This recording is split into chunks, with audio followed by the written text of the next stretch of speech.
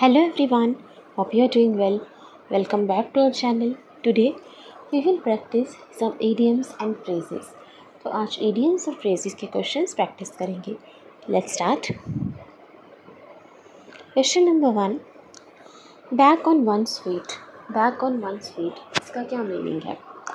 To support his losing side, relieve previous movements, well or successful again, forced to begin something again. Relieve previous moments, पुराने पलों को दोबारा से जीना, पुरानी यादें ताज़ा करना, वेल और सक्सेसफुल अगेन, दोबारा से सब ठीक हो जाना, दोबारा से सफल हो जाना, force to begin something again, किसी चीज़ को दोबारा से शुरुआत करने के लिए मजबूर होना, फोर्स होना. तो बैक ऑन वंस फीट क्या मतलब होता है? बैक ऑन वंस फीट कि अपने पैरों पर दोबारा से खड़े हो जाना. इसका मतलब हो जाएगा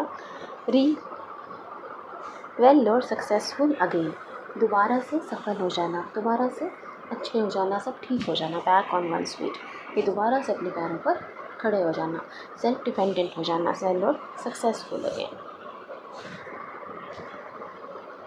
वेल और सक्सेसफुल अगेन. नेक्स्ट देखिए, have a well of time. Have a well of time ने इसका वेल से कनेक्शन नहीं है. इसका क्या मीनिंग होता है? Be extremely busy with work, बहुत ज़्यादा काम के साथ बिजी रहना, व्यस्त रहना. A good thing seems bad at first, कुछ चीज़ें अच्छी होती हैं वो पहले हमें ख़राब लगती हैं, बुरी लगती हैं. हैव एन एक्सेप्शनली फ़न और एक्साइटिंग एक्सपीरियंस, बहुत फ़न करना, मज़े करना. Immediate involvement of everyone present. So have a well of time का क्या मतलब होता है? Have a well of time का मतलब होता है हैव एन एक्सेप्शनली फ़न और एक्साइटिंग एक्सपीरियंस, बहुत आनंद आना, मज़े लेना, मस्ती करना, उसे हम कहते हैं मौज मस्ती करना. एक्सेप्शनली फ़न और एक्साइटिंग एक्सपीरियंस, वेल के साथ में बहुत मौज मस्ती की, तो ऐसे आप याद रखना इसे.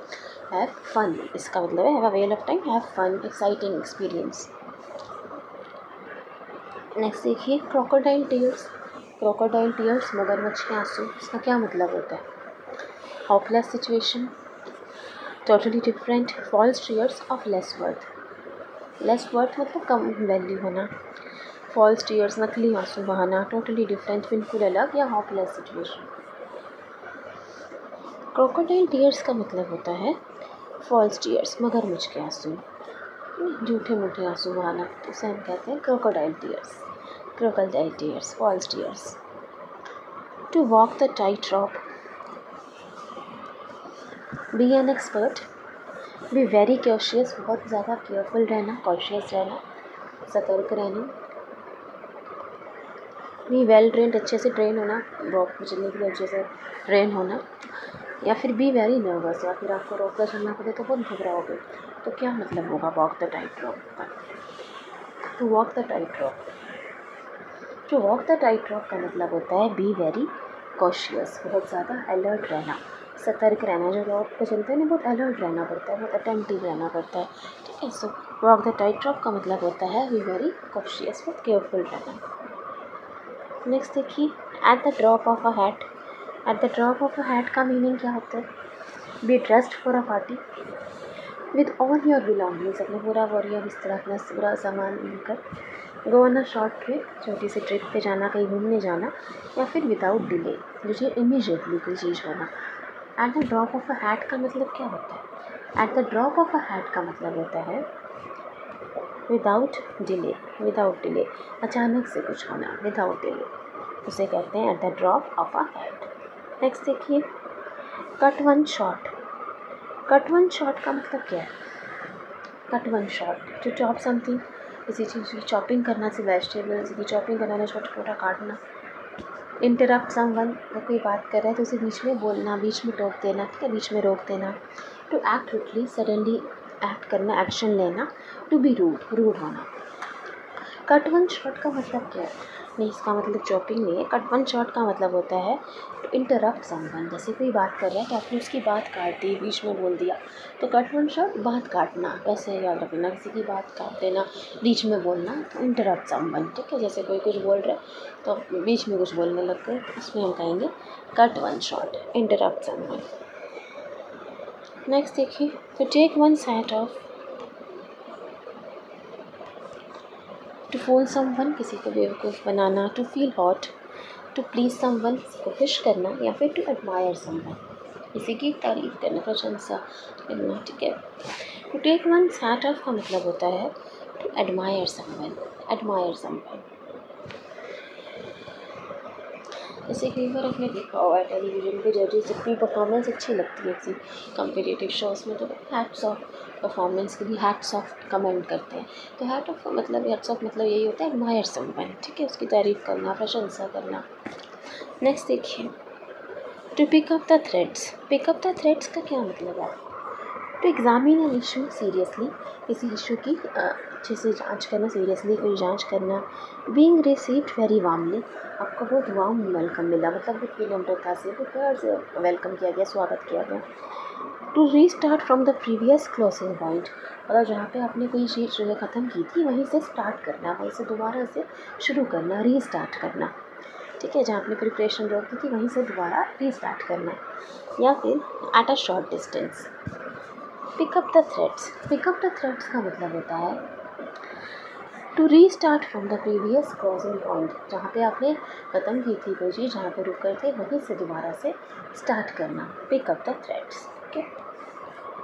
To restart from the previous closing point. Next देखिए, the question paper was very easy to complete. अब यहाँ पे ईजी टू कम्प्लीट को अंडरलाइन किया गया, उसके लिए कौन सा ईडियम सूटेबल होगा वो बताना है। ईजी टू कम्प्लीट मीनिंग दिया हुआ है, ईडियम कौन सा आना चाहिए यहाँ जिसका मतलब ईजी हो। The last straw, snowball effect, a piece of cake, fair and square.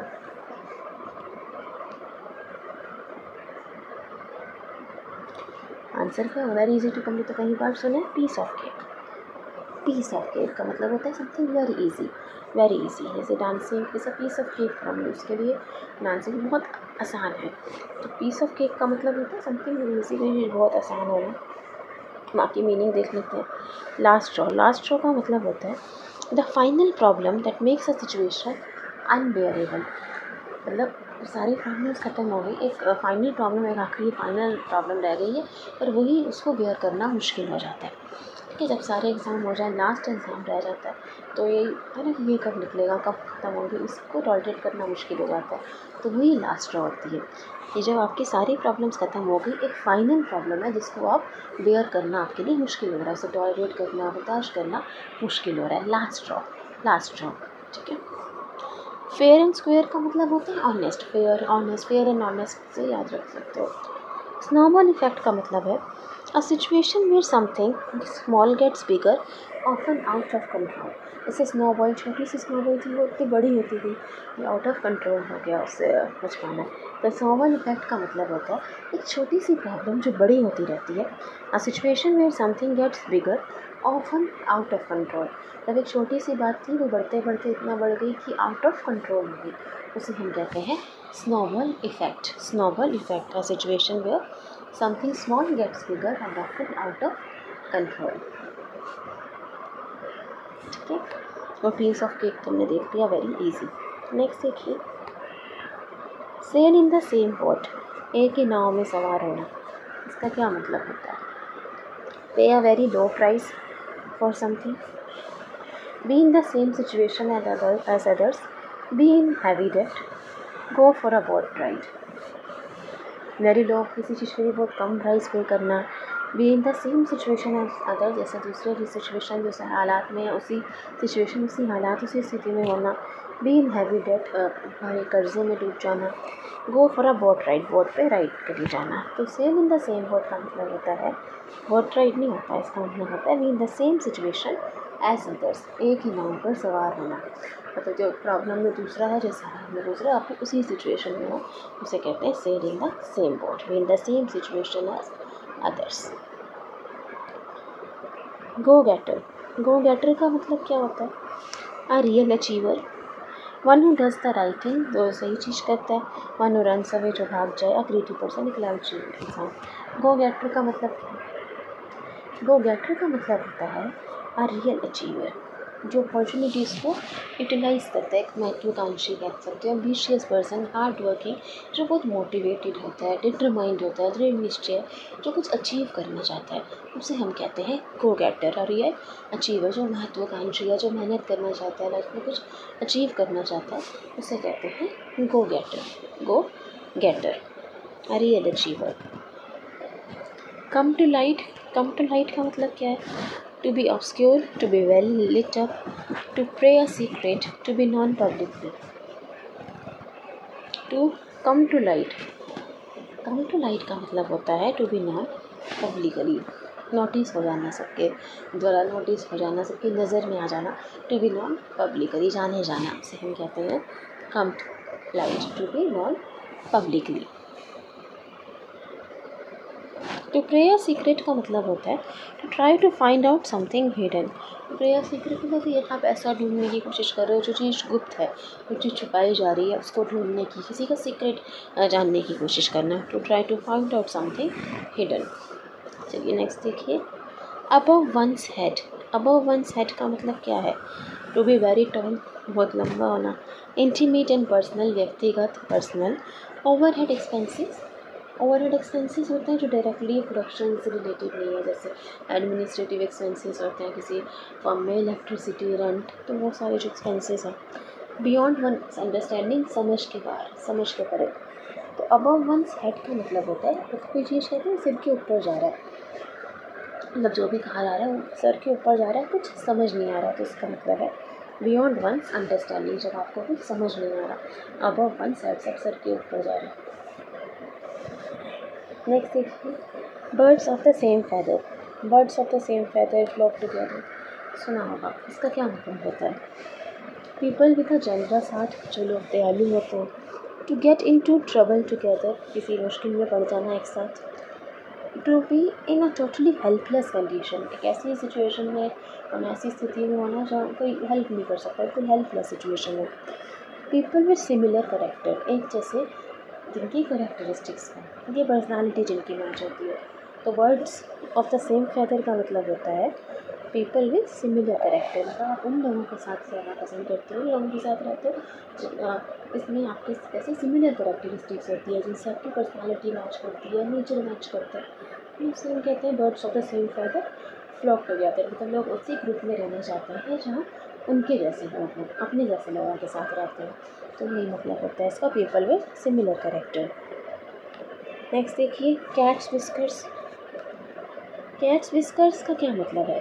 A very easy matter, to be highly impressive, to be very determined, बहुत ज़्यादा डिटरमाइंडेड, निश्चय होना, डिफ़िकल्ट टू अंडरस्टैंड, जो समझना मुश्किल हो। कैट्स विस्कर्स, कैट्स विस्कर्स का मतलब क्या है? कैट्स विस्कर का मतलब होता है टू बी हाईली इम्प्रेसिव, बहुत ज़्यादा प्रभावशाली, इम्प्रेसिव, कैट्स विस्कर्स। नेक्स्ट देखिए, to end in smoke. To end in smoke का क्या मतलब है? To do one's duty well, अपना काम अच्छे से करना।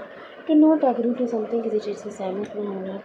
To be the cause of a quarrel, किसी झगड़े की वजह होना।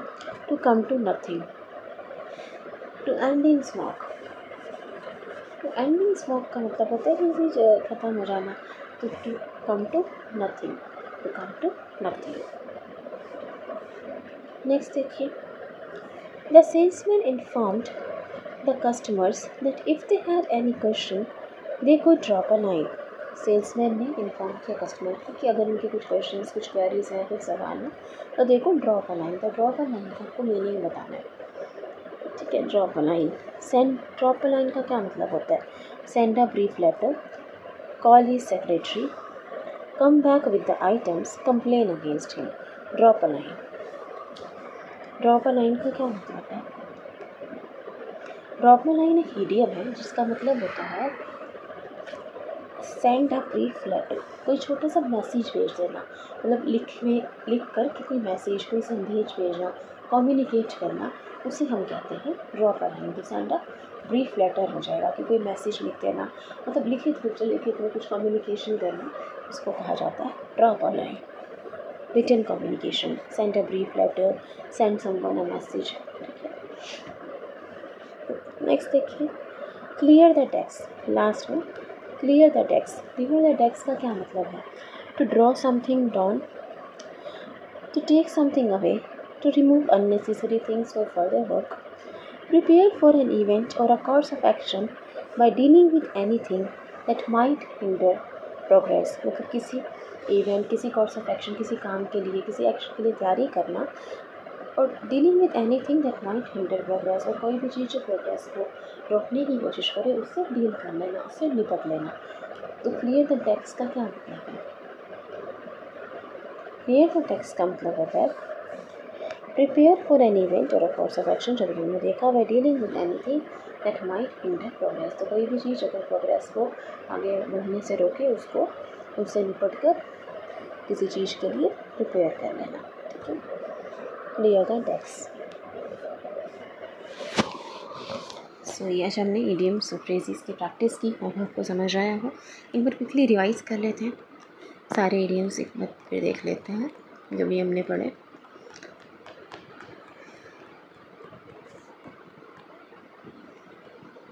बैक ऑन वन स्ट्रीट का मतलब होता है वेल और सक्सेसफुल अगेन, दोबारा से सफ़र हो जाना। Have a well of time, have an exceptionally fun और एक्साइटिंग एक्सपीरियंस, मज़े करना, मौज मस्ती करना, वेल्स के साथ अच्छा टाइम स्पेंड करना, मस्ती करना। क्रोकोडाइल टीयर्स का मतलब होता है मगरमच्छ के आंसू, नकली आंसू, false tears. To walk the tight rock, rock पे चलने के लिए बहुत अलर्ट रहना पड़ता है, कॉशियस रहना पड़ता है, तो to be very cautious. At the drop of a hat, without delay, अचानक से, एकदम से। कट वन शॉट, इसी की बात काट देना, बीच में बोलना, to interrupt someone. To take one's hat off, to admire someone. To pick up the threads, to restart from the previous closing point, जहाँ पे जो चीज़ आपने एंड की थी, ख़त्म की थी, वहीं से दोबारा से शुरुआत करना। The question paper was very easy to complete. Easy to complete का यहाँ पे बताना था कौन सा इडियम आएगा, तो ईजी के लिए हम यूज़ करते हैं piece of cake. Piece of cake, piece of cake खाना बहुत आसान होता है, something very easy, piece of cake. Fair and square का मतलब तो ऑनेस्ट होता है, fair and honest. Snowball effect का मतलब होता है situation where something small gets bigger often out of control, तो कोई छोटी सी चीज़ जो बहुत बड़ी बन जाती है और कंट्रोल के बाहर चली जाती है। और लास्ट प्रॉब्लम होती है जो कि सिचुएशन को अनवेरिएबल बर्दाश्त के बाहर बना देती है, इसे टॉलरेट करना मुश्किल हो जाता है। Sail in the same boat, एक ही नाव पर सवार करना, सेम सिचुएशन में होना।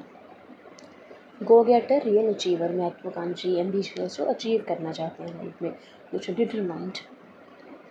कम टू लाइट, नोटिस में आना, to be known publicly. Above one's head, मतलब सर के ऊपर जाना, सब कुछ समझ ना आना, beyond one's understanding. Birds of the same feather flock together, इसका मतलब होता है पीपल विद सिमिलर करेक्टर, एक जैसा नेचर, एक जैसी करेक्टरिस्टिक, एक जैसी पर्सनालिटी के लोग एक साथ रहते हैं, एक साथ रहना पसंद करते हैं। कैट्स विस्कर का मतलब होता है highly impressive. To end in smoke, to come to nothing. Drop a line का मतलब है रिटर्न कम्युनिकेशन, कोई मैसेज भेजना, कोई